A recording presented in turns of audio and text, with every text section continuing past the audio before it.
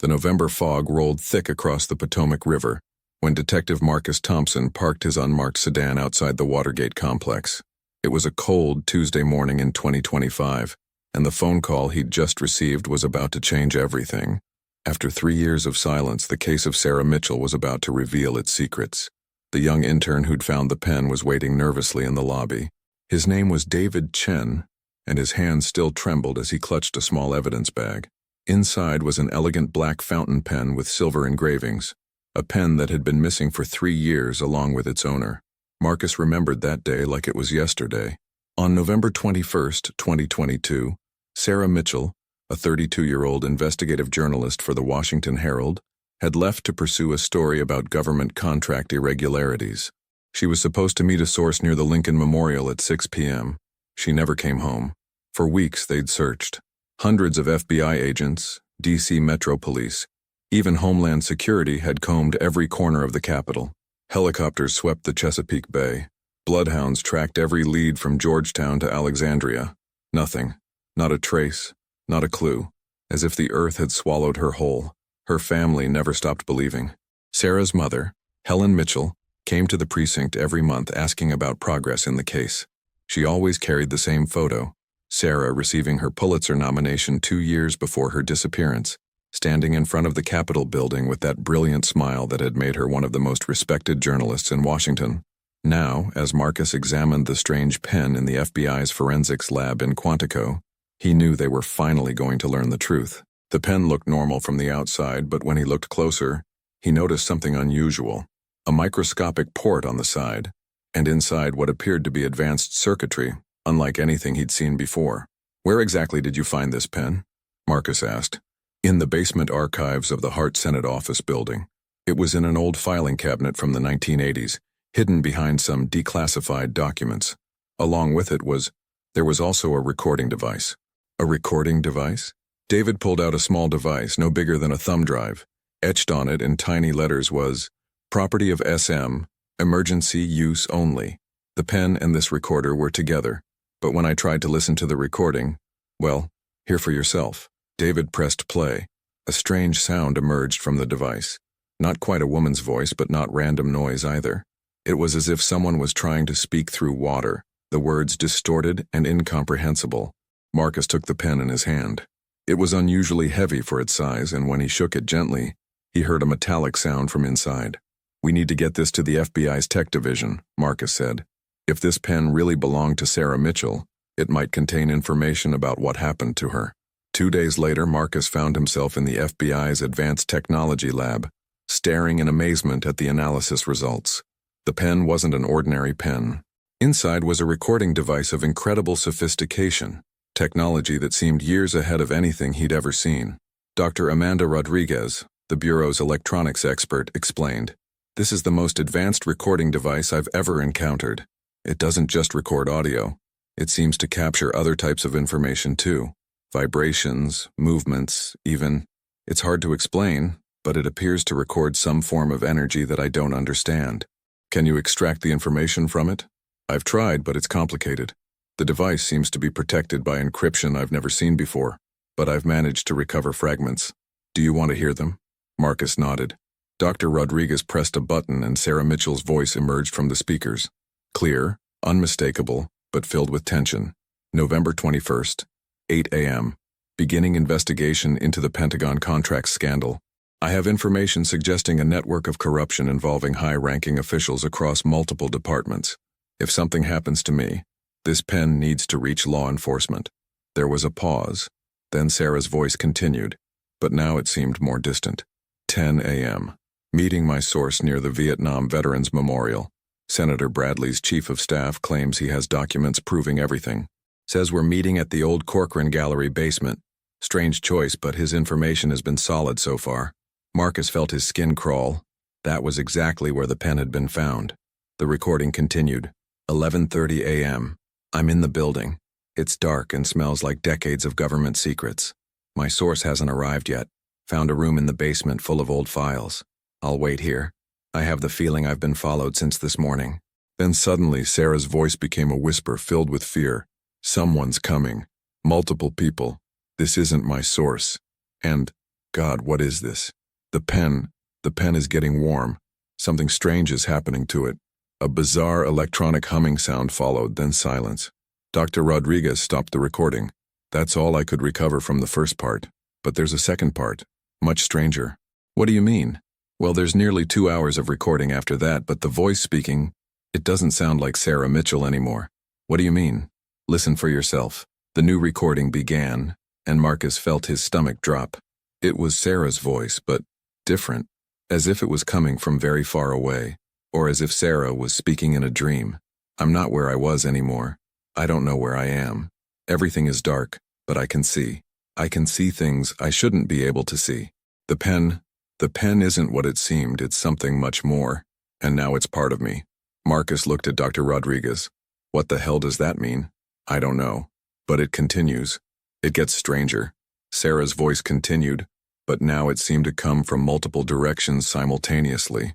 They brought me here to question me about what I know, about what I discovered, but they're not ordinary people.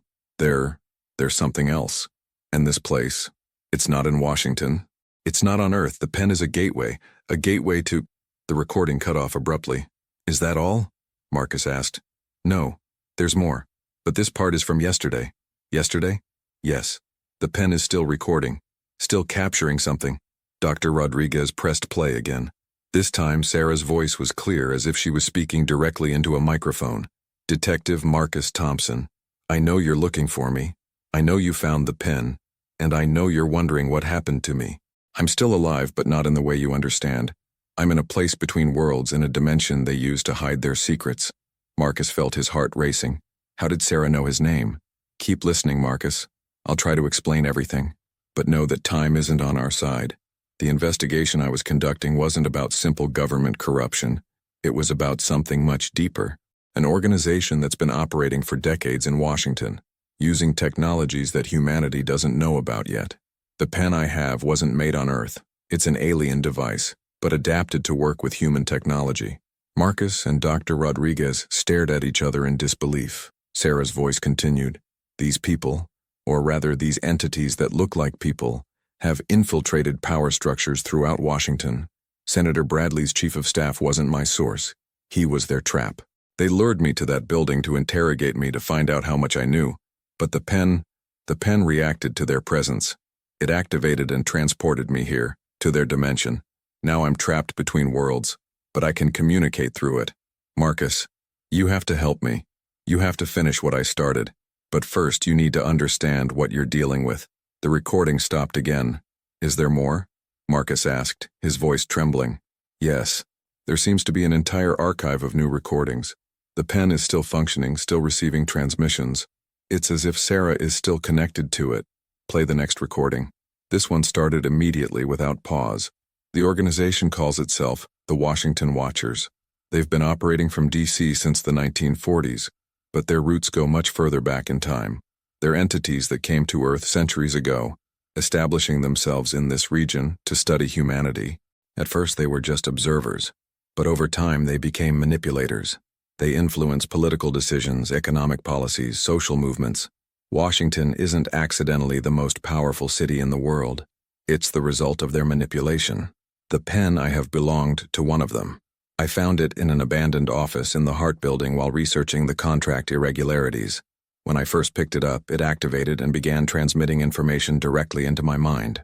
I saw their history, I saw their plans, and I saw that they're preparing for something big, a convergence they've been planning for decades. Marcus tried to process the information. It was all too strange to be real, but the recordings were authentic. The voice was definitely Sarah's. Dr. Rodriguez examined the pen again. Looking through a magnifying glass at the internal components, she said, even if it seems incredible, this technology doesn't resemble anything I know. The materials appear to be alloys I've never seen before. Play the next recording, Marcus said. Sarah's voice resumed. Marcus, I know it's hard to believe, but you need to go to the National Archives. In the basement, in the restricted sections not accessible to the public, you'll find documents about strange disappearances in Washington over the past 70 years. They all follow the same pattern. People who were investigating something, who got too close to the truth, and now they know the pen is missing. They're looking for you. You need to be very careful who you talk to about this. But there's something else. The pen doesn't just record. It can transmit back. It can bring me home, but only if you can find the activation formula. And that's in the last place I investigated before I disappeared. The recording stopped, but Marcus heard a faint background noise, like voices whispering in unknown languages. "What place?" Marcus asked aloud as if Sarah could hear him.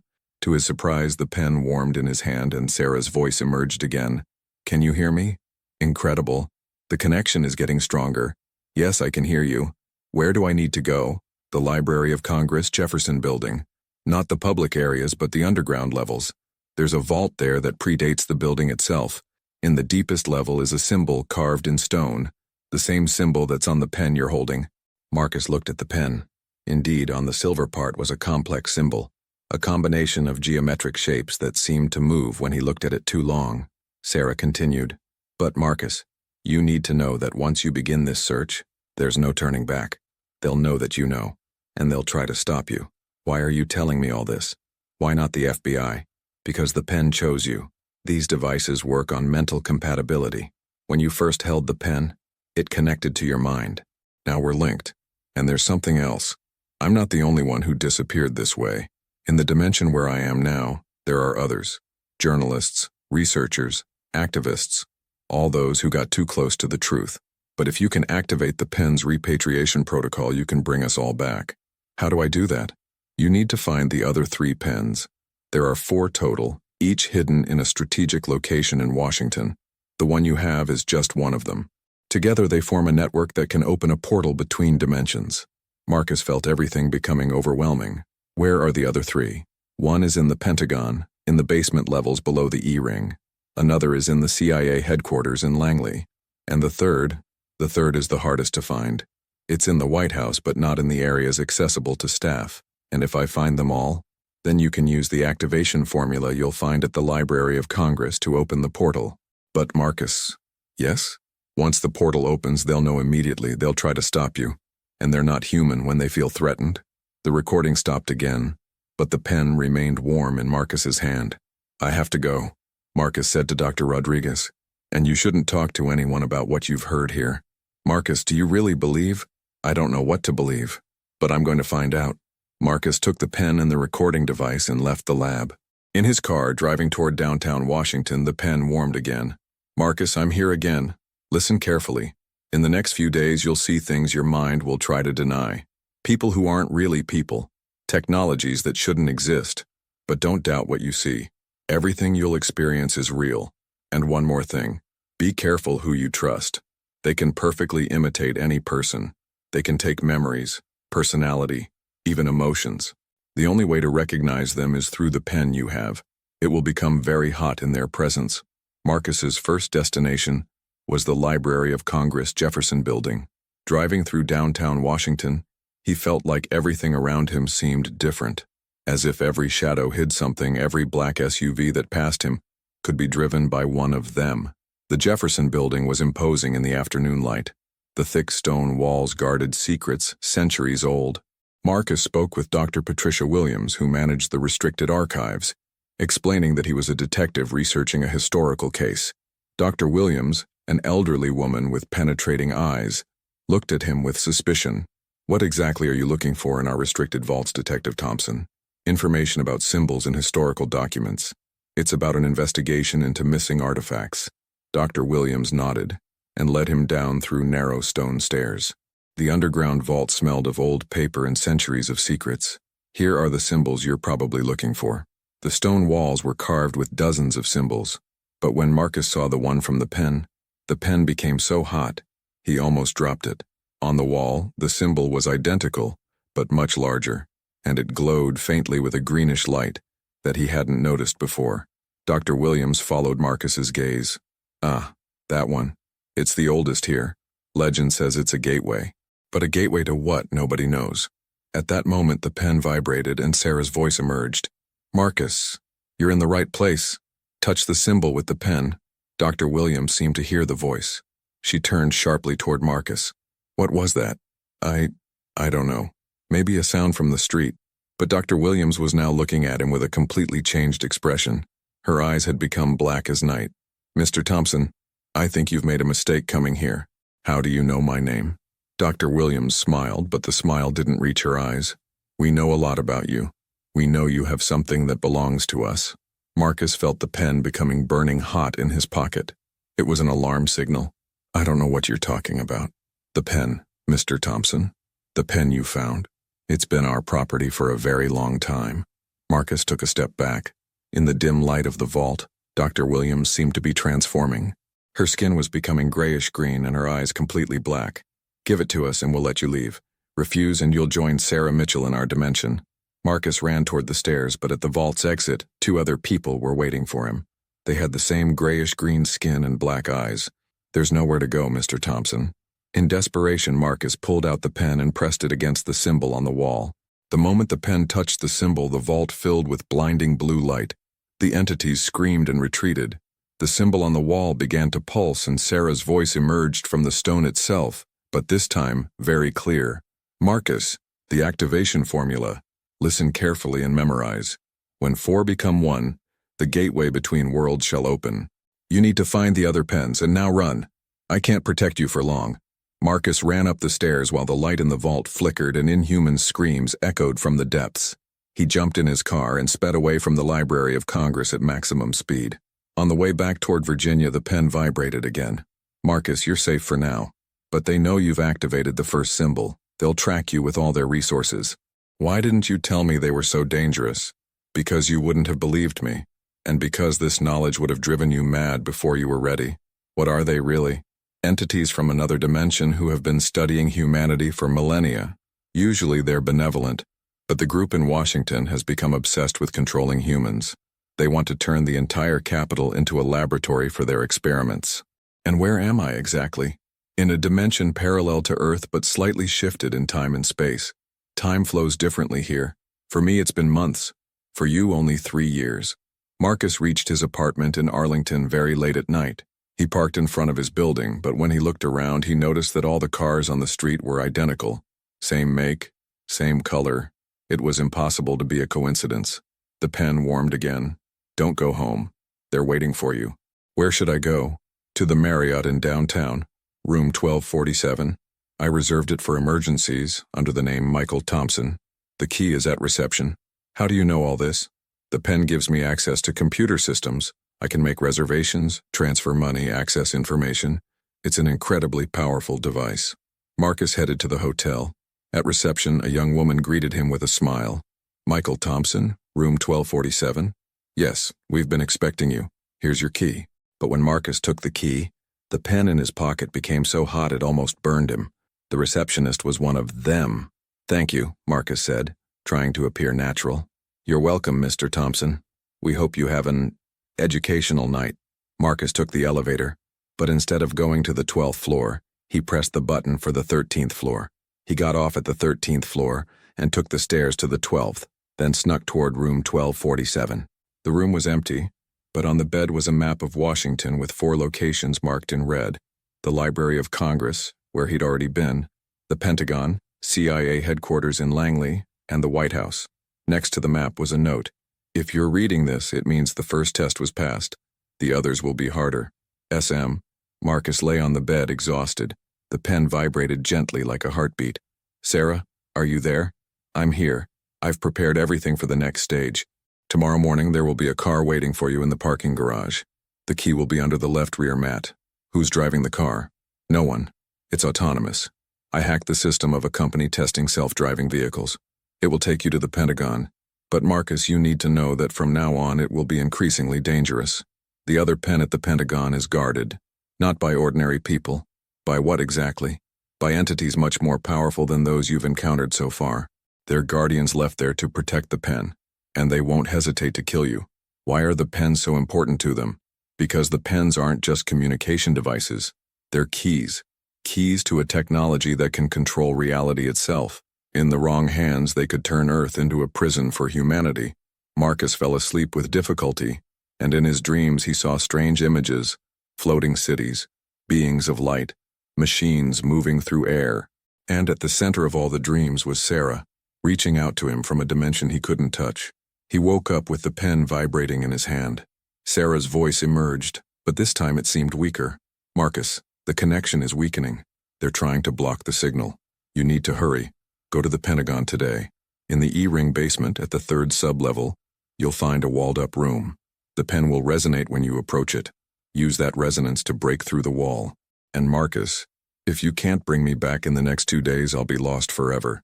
The dimension I'm in will close permanently. Marcus jumped out of bed, dressed quickly, and went down to the hotel garage. Indeed, a black Tesla was waiting for him. The key was exactly where Sarah had said. The car started by itself and began navigating through Washington morning traffic. On the dashboard screen appeared, Destination, Pentagon. Estimated time, 45 minutes. During the trip, Marcus noticed they were being followed. 3 identical black SUVs maintained distance a few hundred meters behind them. The pen in his pocket was constantly hot. When they reached the Pentagon, the car stopped at the visitor parking. On the screen appeared, Return at 5:00 p.m. Good luck. The Pentagon was imposing in front of Marcus. Tourists walked through the available areas, not knowing that one of the strangest mysteries in America was unfolding under their eyes. Marcus paid for a public tour and entered the building. He looked for the E-ring going down increasingly narrow and restricted stairs. At the 3rd sublevel, the pen began vibrating more and more intensely. He followed the pen's vibration until he found exactly where it was strongest. It was a wall that looked normal, but when Marcus touched it with the pen, he felt the concrete was newer than the rest of the building. He looked around to make sure no one could see him, then pressed the pen against the wall. The concrete blocks began moving by themselves, disassembling like a puzzle solving itself in reverse. Behind the wall was a small dark room, in the center of which stood a stone pedestal. On the pedestal was the second pen, identical to the first, but this one vibrated with a reddish light. When Marcus took the first step into the room, a deep rumble was heard and the air thickened. From the walls began emerging humanoid forms, made of the same concrete as the Pentagon. The concrete guardians moved slowly but determinedly toward Marcus. Their eyes glowed with the same reddish light as the pen. Marcus understood he had only seconds. He ran to the pedestal and grabbed the second pen. The moment the 2 pens touched in his hands, the room filled with blinding light. The concrete guardians stopped abruptly and turned back into walls. This time, Sarah's voice emerged from both pens simultaneously. Marcus, you did it! Now the connection is much stronger, but so are they. The pens together generate an energy they can detect from great distances. How do I get out of here? Run. Not through the stairs, through the ventilation system. You'll find an access panel in the room next door. I prepared for this. Marcus ran to the adjacent room and indeed found a professional ventilation access panel. He climbed into the ductwork and crawled for what felt like hours until he reached an external exit. When he emerged in the Pentagon parking lot, he saw that the ordinary guards, those with black eyes, were entering the building to look for him. He ran to the car waiting for him. It started immediately and left at maximum speed toward the next destination.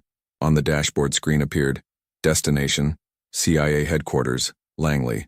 Estimated time, 1 hour. During the trip, the pens vibrated constantly, and Sarah's voice was now much clearer. Marcus, with each pen you recover, I become more real in your dimension, and more ethereal in this one. It's as if I'm gradually returning home. What does that mean? It means I'm starting to see through your eyes, to feel through your senses. We're becoming more and more connected. Is that good or bad? I don't know. This has never happened before, but I feel like I have time to tell you about the third pen. The one at CIA? Yes. It's in the original headquarters building, but not where you think. It's in the clock mechanism itself in the main lobby. That's why the CIA clock never shows the correct time. The pen interferes with its operation. How do I get there? You'll need to infiltrate during the night shift change. That's why the car is taking you there in the evening. I've prepared infiltration equipment in the trunk. But Marcus, the third guardian isn't made of concrete. It's something much more dangerous. What exactly? A shape-shifting entity. It can look like anyone, can imitate anyone. The only way to recognize it is that the pens will become extremely hot in its presence. The car reached Langley as the sun was setting. It stopped in a discreet parking area away from the main CIA complex. In the back seat, Marcus found complete infiltration equipment and a detailed map of the original headquarters building. Wait until midnight, Sarah's voice told him through the pens. That's when the night guards change shifts and you'll have a window of opportunity. Marcus waited in the car, studying the map and mentally preparing for what was to come. At midnight, he equipped himself and headed toward the CIA complex. The original headquarters building looked imposing in the moonlight. Marcus approached through the blind spots he'd studied on the map, avoiding the security cameras. He managed to enter through a service entrance using an access card Sarah had somehow obtained for him. The building was eerily quiet, with only the hum of ventilation systems and the distant ticking of the famous lobby clock. Marcus made his way to the main lobby. The large clock was built into the wall, its mechanism visible through a glass panel. The pens in his backpack vibrated intensely, indicating the third pen was very close. He approached the clock mechanism and used the pen vibration to locate exactly where the third pen was hidden. It was integrated into the clock's main gear, replacing what should have been a crucial component. But as he reached for it, he heard footsteps in the corridor. Someone was coming. Marcus hid behind a large pillar. Into the lobby walked a security guard in CIA uniform, carrying a flashlight. But something was wrong with the guard. He moved too fluidly, too perfectly, and when the flashlight illuminated his face, Marcus saw it was exactly his own face. It was a perfect copy of Marcus. "I know you're here," the copy said with Marcus's voice. "The pens show me exactly where you're hiding." Marcus pulled out the pens from his backpack. They were so hot they almost burned his hands. The copy continued, "I'm impressed you made it this far, but now you need to understand that your mission ends here. Why are you imitating me? Because it's the most efficient form to confront you. I know all your thoughts, all your movements. I'm an improved version of you." The copy took a step forward, and Marcus noticed its movements were indeed identical to his own, as if he was looking in a mirror. Sarah's voice emerged from the pens but now seemed to come from the entire room. "Marcus, don't look at it.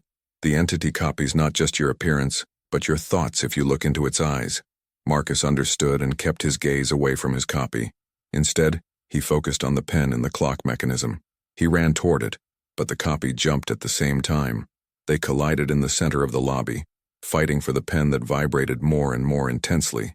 When Marcus managed to touch the third pen with the other two, the lobby filled with violet, blinding light. The copy screamed and began losing its form, reverting to its true appearance, a shapeless mass of dark energy.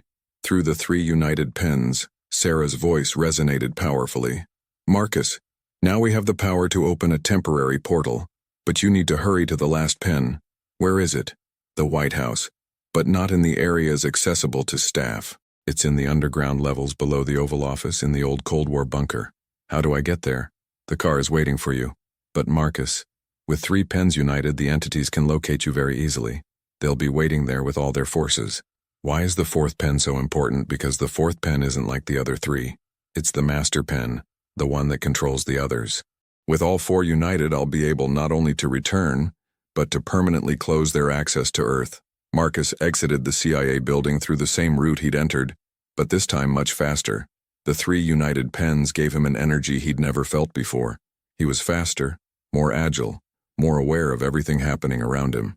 When he reached the car, it immediately started toward Washington. On the dashboard screen, destination, White House. Estimated time, 30 minutes. During the trip, Sarah's voice emerged constantly from the 3 pens. "Marcus, I need to tell you something before we reach the White House. The closer I get to returning to your dimension, the more you begin to disappear from it." "What do you mean?" "Our connection works on the principle of communicating vessels. When I return, you risk being pulled into the dimension where I am now. Is that a bad thing? I don't know. This dimension is beautiful, but it's also eternal. Once here, you never age, never die, but you can also never return to Earth. And if I choose to come, then we'll be together forever. But humanity will lose the opportunity to be protected from the entities that want to control it. Is it a difficult decision?" "It's your decision, Marcus, but you need to make it in the next few hours." The car stopped at a discreet location near the White House. In the back seat, Marcus found maps of the underground levels and high-tech infiltration equipment he'd never seen before. Sarah's voice guided him. "There's a maintenance entrance on the east side behind the Treasury building. I've disabled the security systems for exactly 12 minutes. That's all the time you have." Marcus moved through the shadows of Washington's most secure area. The White House loomed before him, its windows glowing warm in the night. Somewhere beneath it was the key to everything. He found the maintenance entrance exactly where Sarah had indicated. The door opened without resistance. She'd kept her promise about the security systems. Marcus descended through increasingly narrow corridors, following Sarah's detailed instructions. The underground levels of the White House were a maze of passages built during various periods of American history. When he reached the deepest level, he found a scene that horrified him. In the center of a circular room was a stone altar, and on it, instead of the fourth pen, was something much larger and more complex. It was a device the size of a briefcase, made from material that seemed to absorb light. On top it had 4 cavities, exactly in the shape of the pens Marcus carried. But around the device stood dozens of entities with black eyes. All were watching Marcus with cold smiles. One of them, taller than the others, spoke with a voice that seemed to come from all directions simultaneously. "Mr. Thompson, you've finally arrived. You've done exactly what we wanted." "How so? Did you think Sarah Mitchell was kidnapped accidentally? Did you think her meeting with that senator's chief of staff was a coincidence? It was all planned? Everything, including the pens reaching you. We needed a human to collect all 4 for us." Marcus felt his stomach drop. "Why?" "Because only a human can activate the main device. We can't touch it. It would destroy us. But a human carrying the 4 pens," the entity smiled with a horrifying rictus. "Such a human becomes a perfect conductor for the device's power." At that moment, Sarah's voice emerged from the pens but now sounded desperate. "Marcus, don't listen to them. They want to use you to open a permanent portal between dimensions. They want to invade Earth." The tall entity laughed. "Sarah Mitchell still doesn't understand. She's not a prisoner in the other dimension. She's been co-opted. She's part of us now." "She's lying," Sarah shouted through the pens. "Really?" the entity said. "Then why doesn't she tell Marcus the truth about what's happening to him?" "What truth?" "Tell him that in the last 3 days he's gradually lost his humanity, that the pens have transformed him into a hybrid, that he's no longer fully human." Marcus looked at his hands and with horror noticed that his skin was now translucent, and through it he could see a network of veins pulsing with the same light as the pens. "Sarah, is it true?" Through the pens came a long silence, then Sarah's voice, very weak. "I wanted to tell you, but I needed you to recover all the pens." "So you used me?" "No, I loved you, but I had no choice." The tall entity approached Marcus. "You see? You're no longer truly human. Now you're one of us.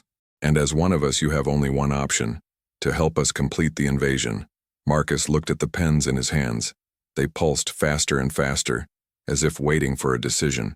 "If I refuse, then we'll let you die here, in this room, and the pens will be lost forever.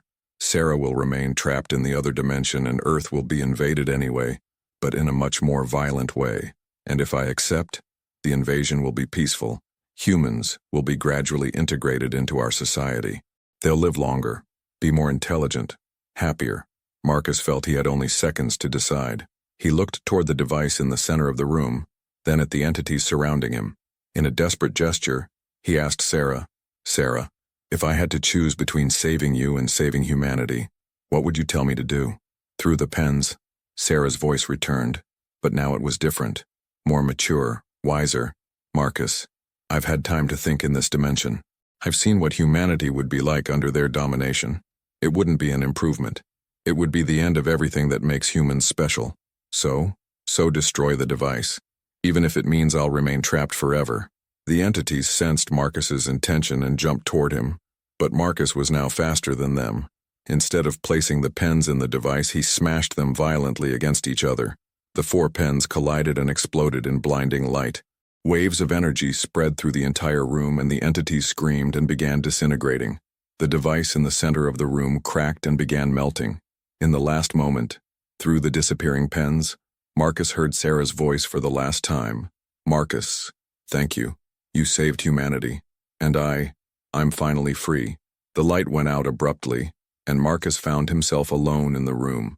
The pens had completely disappeared, as had the entities. The device was now just a pile of melted metal, but on the stone altar in place of the device was a letter. In handwriting he recognized, "Dear Marcus, if you're reading this, it means you succeeded. The device is destroyed, the portal between dimensions is closed, and the threat to humanity is over. I'm not dead. I'm in a very beautiful place where time doesn't exist and where I can watch over Earth. I'm not sad. I'm finally home, and you will gradually regain your humanity. The transformation wasn't permanent, it was just temporary, so you could manipulate the pens. Go back to Washington. Go back to your life. And sometimes, when you look at the stars, think of me. With all my love, Sarah. Marcus left the underground levels of the White House with a heavy heart, but with the satisfaction that he'd done what was necessary. On the way back to Virginia, he noticed his skin was returning to normal, and the sensation of supernatural energy was gradually disappearing. When he reached Washington, he was once again an ordinary man, an ordinary detective with an extraordinary story he could never tell anyone. He wrote a report declaring that Sarah Mitchell had died in an accident, and the case was closed. But privately, he kept her letter, and every evening when he looked at the stars, he remembered her voice telling him she was watching over Earth. And sometimes, very rarely, when the night was very clear and very quiet, he could swear he heard her voice again, carried by the wind, whispering that everything was fine, that humanity was safe, that love could conquer anything, even death, even dimensions, even time itself. And in the silence of Washington nights, when the wind stopped rustling and the world held its breath, you could hear their voices, the voices of those who chose Earth, the voices of those who were now part of the eternal song of the stars. And maybe, just maybe, one day you too will hear that call. Will you be ready to answer?